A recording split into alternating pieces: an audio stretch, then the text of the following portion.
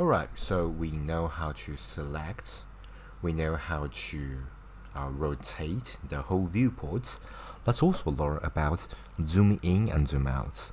So basically, remember we talk about the center wheel of the mouse. So you can rotate the center wheel of the mouse. And by the way, this won't be shown in the viewport, in the screencast key. Sorry about that. This thing you can't see that I'm doing anything, but in fact I'm rotating it. So basically, if you want to go closer, you just need to like push this wheel like forward, right? It's like push it forward. It's kind of counterintuitive. You want to go closer, you actually like push it away, but you want to like bring it farther away. It's sort of like using a rope to pull it closer, but you'll get used to it.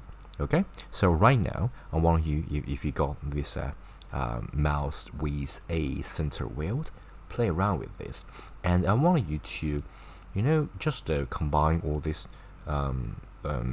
the basic maneuver.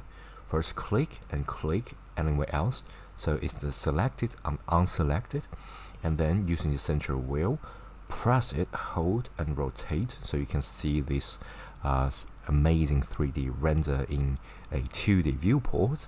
And of course I want you to zoom in and zoom out. Okay, so once you get yourself familiar with these three basic